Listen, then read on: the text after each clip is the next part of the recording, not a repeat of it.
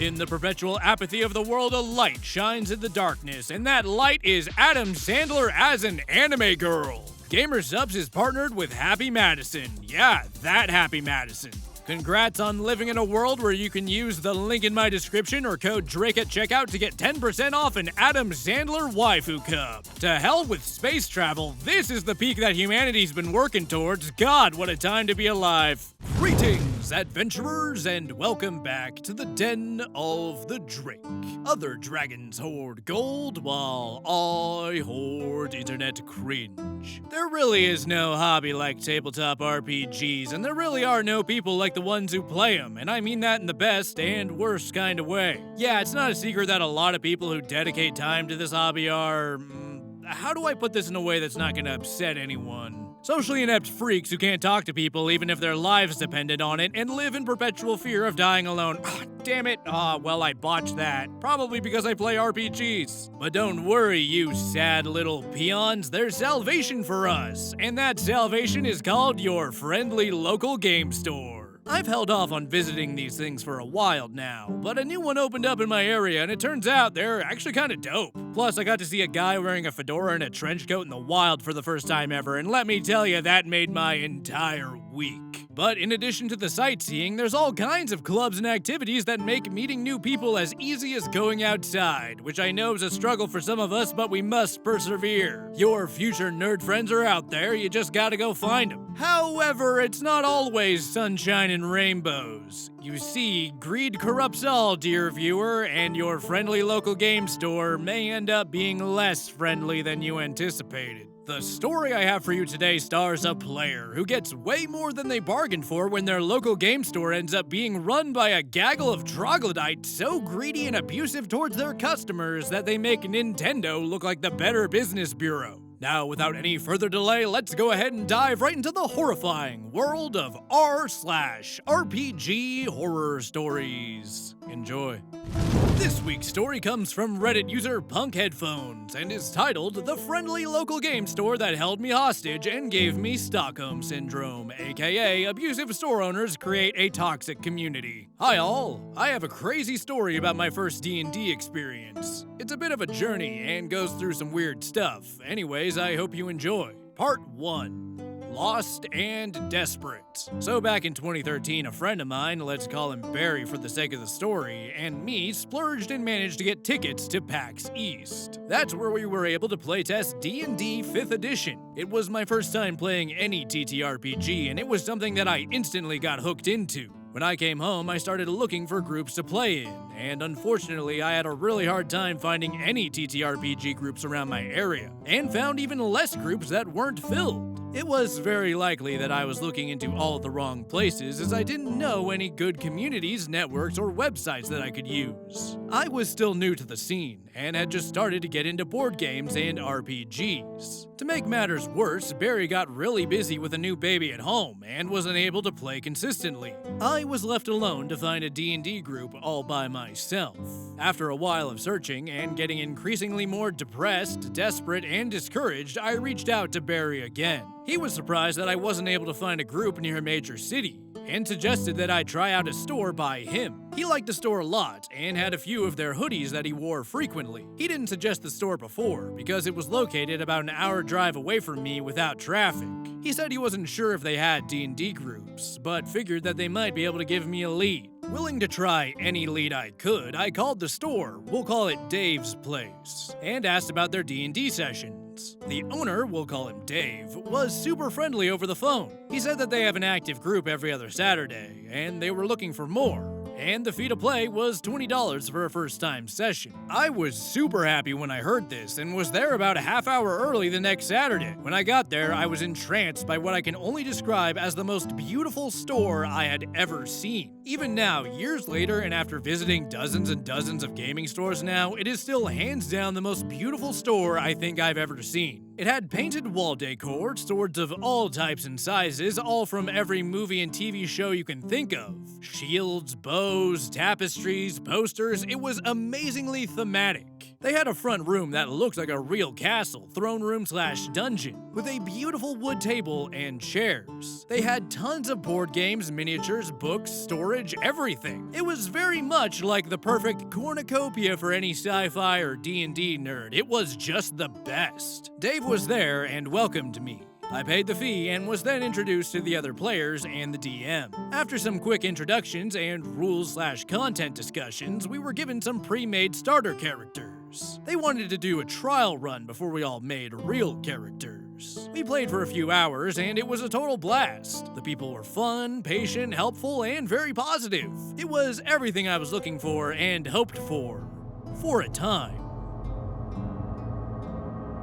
Some context. At this point in my life, I was pretty broke. I was going to college and worked part-time, only making around $10 an hour. Right before I started going to the store, I was in what was called clinical trials for educational training. This is a program I'm required to take to become a teacher. This meant that I had to quit my job and start observing a teacher at another school for 2 months, while also taking other college courses. Shortly after I finished that semester, I entered student teaching. If you're not familiar with the program, it means I, again, have to quit working a 9-to-5 job, as I now have to work full-time as a teacher in training without pay for about 4 months. This meant that I went without a real source of stable income for more than 6 months. I had saved well, but really had to budget things out. I had a crappy car that guzzled gas, and gas at this time was pretty expensive.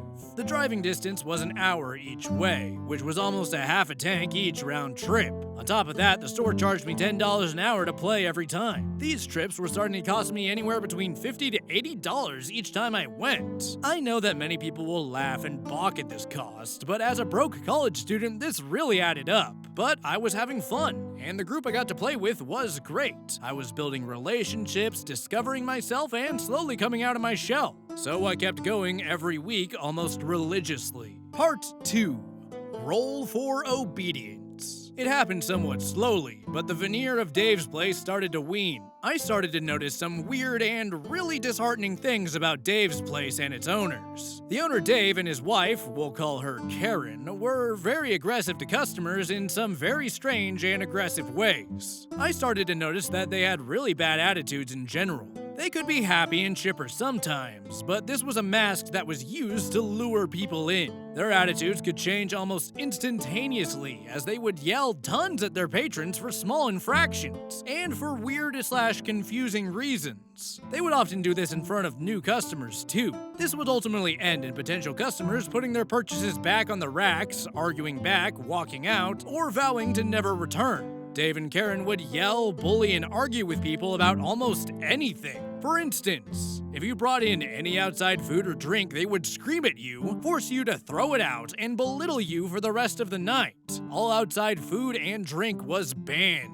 It didn't matter if you were a child or an adult. If you simply made the unconscious mistake, they would scream as if you had brought in a foaming rabid raccoon. They wanted to make sure that absolutely everything that entered Dave's place had 100% previously been purchased at that store. It became very uncomfortable. Sometimes it could be hard to concentrate and play in our game as they would shake the walls screaming at people. It started to become a weird parallel to the Soup Nazi episode from Seinfeld.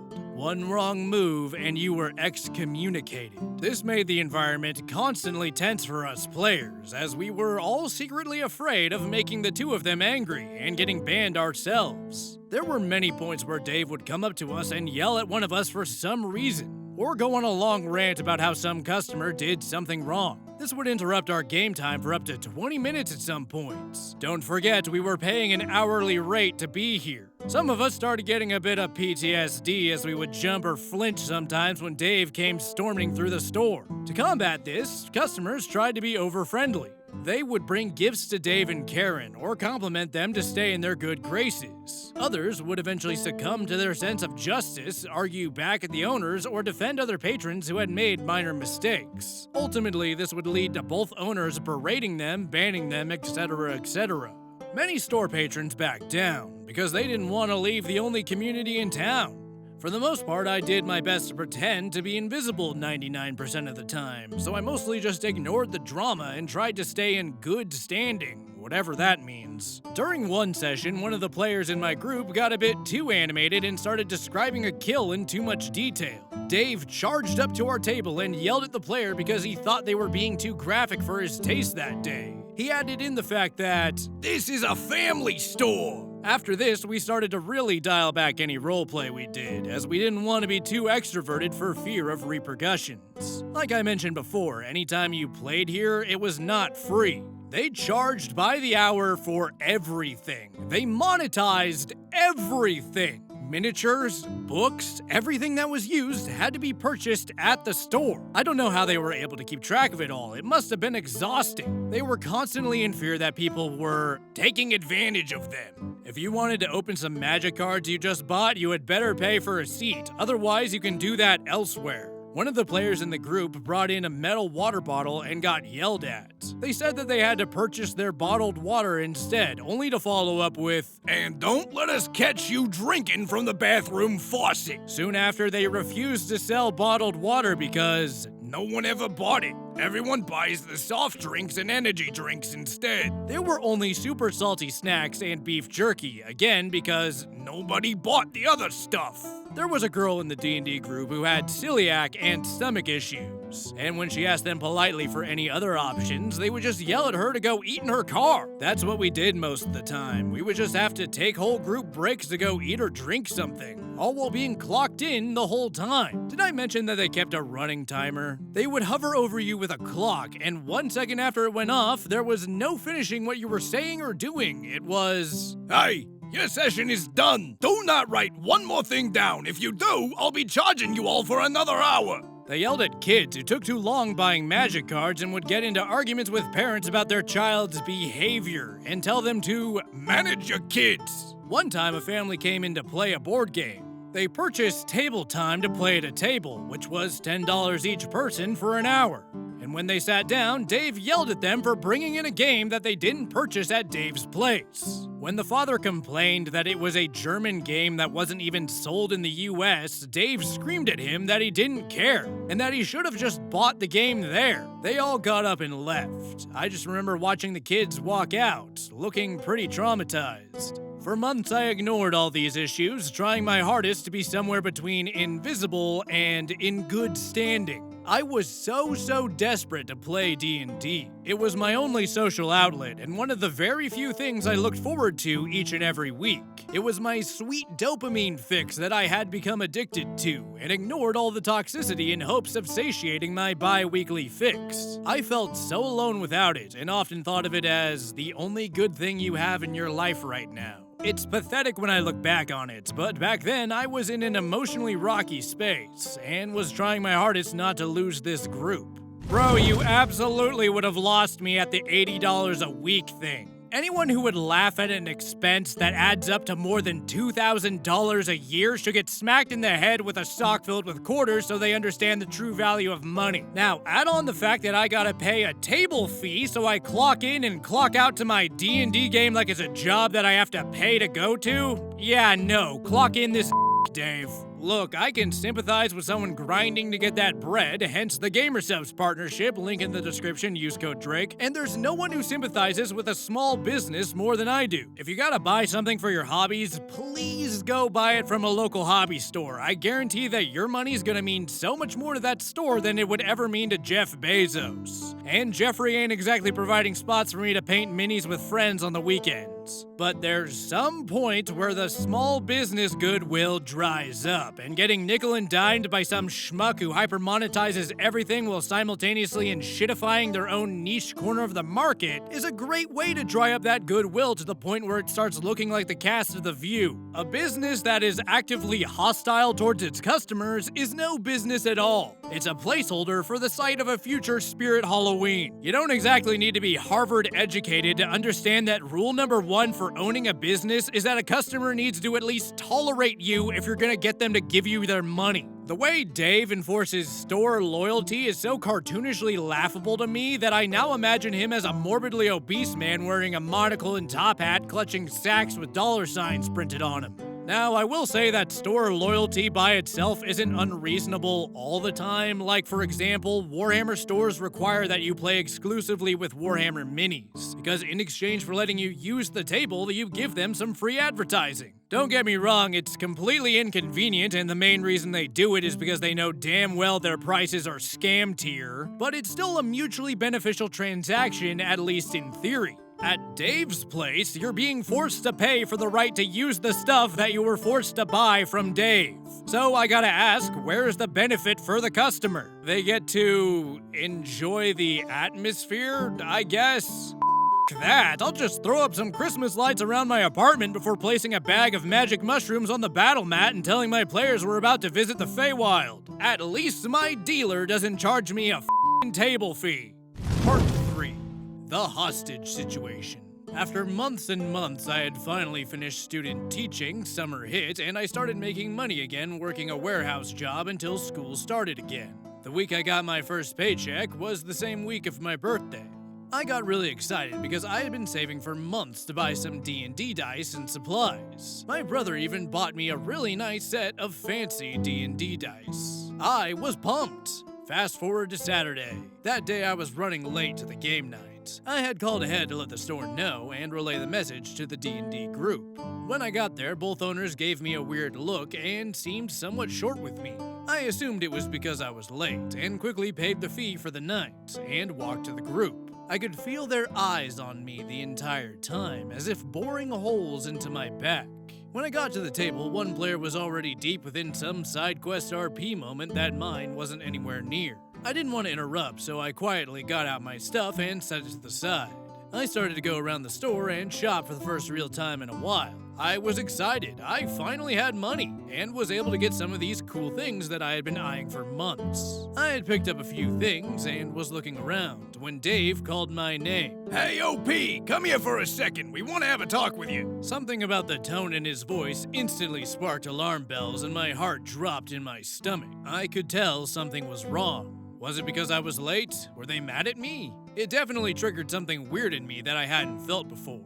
I started panicking on the inside as I didn't want to get excommunicated like so many before me. I followed Dave and his wife, Karen, and they bring me into another room and corner me. I said, "Hey, sorry, I know I was late. Hope I wasn't being disrespectful. I tried to call ahead about the traffic." He cuts me off and says, Well, you're already being disrespectful to us. We try to create a really nice place for everyone, but we can't do that if you aren't buying your stuff here. We saw those dice, and we know sure as hell that you didn't buy them here. You're being a real shitty customer and betraying the store when you do things like that. I was confused and responded nervously, "The dice were a gift from my brother." Well, where the hell did he get them from? My voice started shaking. I don't know. They were a gift. Well, he should have bought them here. We checked the receipts, so we know when you're lying to us. So stop lying. The two of them go back and forth berating me, telling me how terrible of a person I am for a good 10 minutes. They complained about how my actions are destroying their business and taking the food out of the mouths of their children. It felt like an eternity.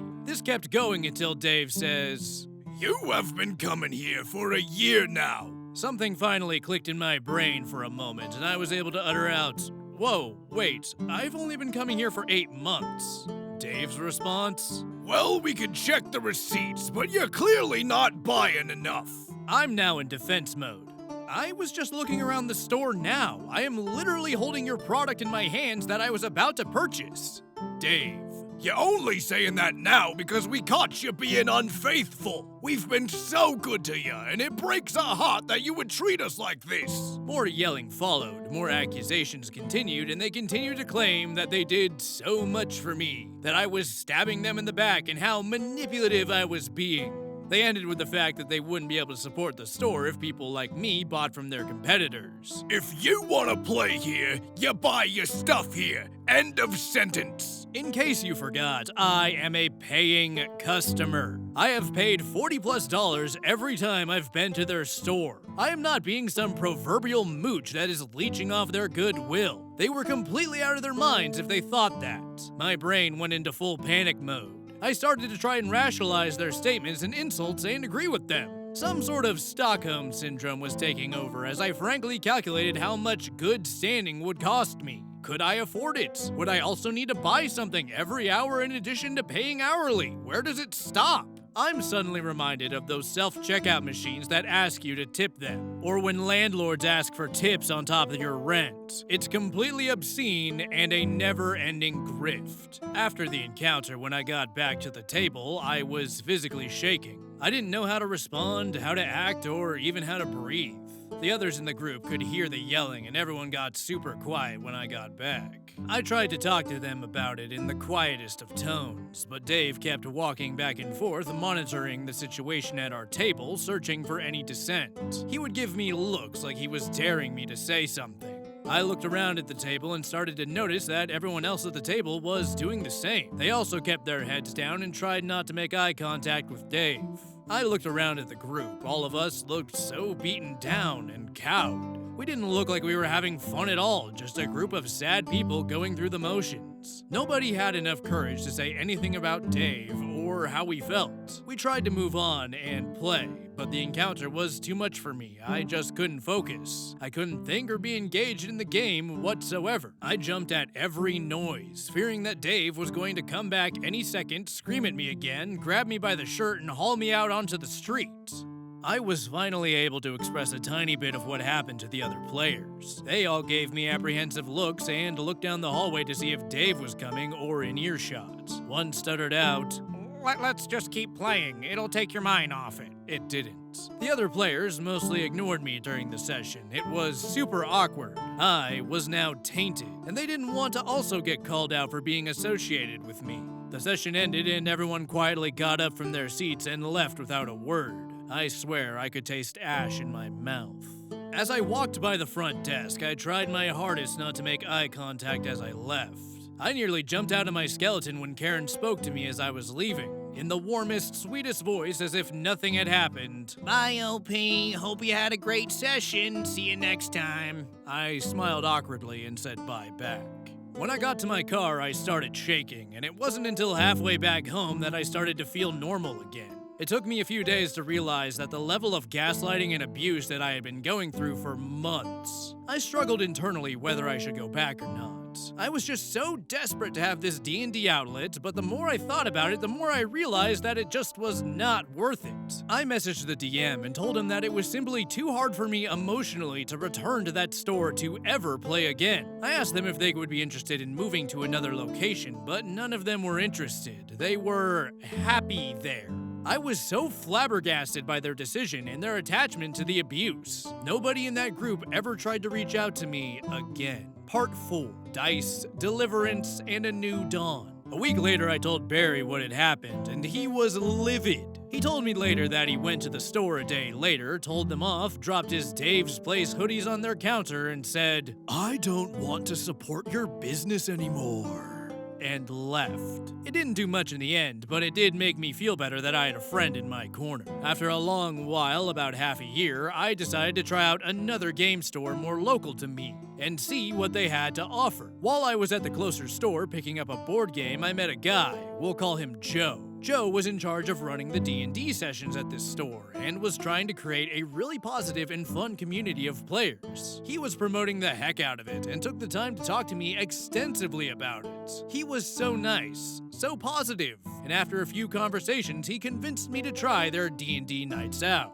I decided to try out at night and keep it casual as I slowly waded back into the scene. The people were nice, positive, and Joe kept everything super fun and casual. After the session, when I felt comfortable talking about it, I told them about my experience with Dave's Place. At the mention of the store, Joe's eyes went wide, and about 2 tables of people all suddenly stopped what they were doing and stared at me. I thought I had done something wrong, until in an almost unanimous frenzy, they all spewed out a torrent of disdain and hatred for Dave's Place and its owners. It totally derailed the night, as the 2 games completely stopped as each person around me belted out their own horror stories. This went on for a while, as the players went on a long tirade of disdain and anger. Each person had some story to vent to the masses. Hearing that others went through something similar made me feel good, as we all had a common experience to bond over. Here are some of the real in-person testimonies that I have collected about Dave's place. They pay to have all the negative reviews removed from Google and Yelp.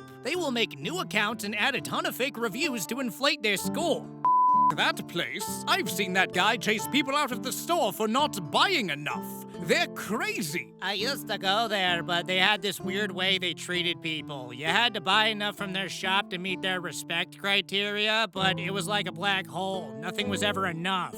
I think they yelled at Jerry for bringing in a bottle of water. They made him stand outside in the cold and drink it before letting him come in. It was pretty fucked up. Yeah, I got banned for posting a negative Yelp review. They stalk Google, Yelp, and even BGG. If you say anything bad about them, they try to discredit you. I signed my 10-year-old son up for a campaign. He brought his D&D book along. But because he didn't buy his D&D book there, they filled his spot in the campaign for the following sessions. He's 10! He cried for hours! Total jerks! I was asked to pay double for all events because I was not buying enough. That was a big nope. They charge over MSRP for all their games. Cans of Coke with $3 each, they're super bullshit. I got banned because I bought $125 worth of merchandise and then sat down at a table with a friend. They thought I was stealing from them because I didn't pay the $10 table cost, even after my big purchase. I argued and said I would never come back. They said they already got my money and no refunds. It felt so good to know that other people had been in my place and gone through similar experiences. The new community was so much better, so much more enjoyable, and filled with some really wonderful people who are still my friends to this day. Years went by, and every now and again, Dave's place would get brought up randomly in conversation, or a new survivor would show up to game night. People would always share their terrible experiences or rumors that they had heard. During that time, I grew as a person, made friends, got married, and mostly buried the whole experience somewhere deep inside of me until I decided to write this story. During this writing process, I reached out and called one of my since-made friends and asked them about their experience with the store, and here's what they said. I built them an entire miniatures community and they shattered it. We had a dozen concurrent weekly players, give or take a few, for about 6 months. They kept a list of every miniature you bought from them and didn't allow you to play with anything you hadn't bought from them. Got it somewhere else and it wasn't on their list? Too bad. Completely drove everyone away. Everyone. They could have made tons of money off of that, but they were too stupid and too greedy. God, they were awful. Dave's place is still around today, even after a decade of terrible stories and experiences shared frequently throughout the community and building such an infamous reputation. However, if you look at the Dave's Place ratings online, they're still pretty decent and sitting around 4 stars. There's a lot of people claiming how nice Dave and Karen are, how beautiful the store is, and how they are just the best. To a degree, I'm happy that there are people who have positive experiences. But I honestly worry about how honest those reviews are, and if they're just signs of the Stockholm Syndrome that the owners cultivate. To this day, I am 100% sure that they are still actively trying to get the negative reviews removed. But if you look hard enough, mixed throughout all the positive ones are some real heartbreaking stories from some really hurt people that tell how the place really is. Sorry for the long post. I know it's not 100% D&D related, but it sure was a horrific story that I lived through. Just know that you don't have to take/suffer through anyone's abuse. You don't owe anyone anything, and trust goes both ways. Thanks for reading. TLDR. Game store owners bully and harass their patrons, nickel and dime them, and then yell at them for not buying enough. They track what you buy, and when I brought in something that wasn't purchased there, some dice, they backed me into a literal corner and screamed at me for half an hour. End of story. Man, the fact that Dave's Place is still around and still has 4 stars makes me feel some type of way. Now I know the reason why you don't want to reveal the name of the store is because you don't want to dox yourself, and that bad publicity is still good publicity. But there's a part of me that wishes this place and its reputation was out there for the world to see. Now I know that a lot of people are going to be skeptical about the validity of this story because OP doesn't name the store, but I'd like to remind these people that streaming services have ads on them now. Yeah, you know those things you paid money for because they were slightly more convenient than straight up piracy? Yeah, we get to enjoy watching commercial breaks again. What a time to be alive. If people like Dave are convinced that they can get away with viewing customers as livestock to be milk and not partners in a transaction, they absolutely will milk them. No offense to OP here because they had a pretty human reaction. But most of the reason why Dave continues to do what Dave continues to do is because of people behaving like OP. If cruelty and bullshit is profitable, then guess what? You can expect more cruelty and bullshit. Sometimes I feel like people forget that the option to not pay for things that don't make you happy exists. Obviously, there's a lot of psychology and nuance there, but at some point you gotta sign out of Reddit and realize that you've just found a way to rationalize yourself into poverty while feeling like crap, when you can choose just to feel like crap instead. Moral of the story, life is too short to put up with the Daves of the world, and you should unsubscribe from all your streaming services. But you know what I will never unsubscribe to? Fan art! That's right, how about we take a look at this week's Gallery of the Drake. This week's fan art comes from viewer Dortchild and depicts the Drake's final form. In the video I made about AI art bros, we used the squeaky frog audio to mimic my terrifying roar. So it's only natural that we'd be seeing this monstrosity, I mean sweet beautiful child, show up in my inbox. The Desert Drake Frog. It sounds like a dog toy. But this is a sonorous war cry of a very angry dragon. But let's see how he does with a 30-degree hill. Wait, what? What are you doing? No, stop! Shit! I'll roll! No! Thank you again, Dortchild, for submitting your art. If you'd like to see your fan art featured in Gallery of the Drake, be sure to send it to the email in my About section, or upload it to the official Den of the Drake subreddit, linked in the description. Fan art is my favorite part of doing YouTube, and it means the world to me that I can inspire artists like you to create artwork like this. With the story over and artwork displayed, we're gonna go ahead and wrap up. If you enjoyed the video, be sure to like, comment, and subscribe. And if you feel like supporting the channel further, my Patreon merchandise and gamer subs links are in the description. I would like to thank you all for listening, and I hope to see you next time in the Den of the Drake. Well, since you gave me your money, it's time to shout out my high-tier patrons. Maverick Silverthorn, Karam Archivols, Cam the Badger, Bro Tater Tot, K9T, Soul Taker 666212, Gobshite, Narita Bell, Mira Motau, and Matthew McQueenie. Thank you, Gigabods. Now remember to pay your table fee. Hey, if you're still here, YouTube thinks you would like this video, and every time someone clicks a YouTube recommendation, a puppy is given a used Honda Civic. Is it true? No idea, but there's only one way to find out.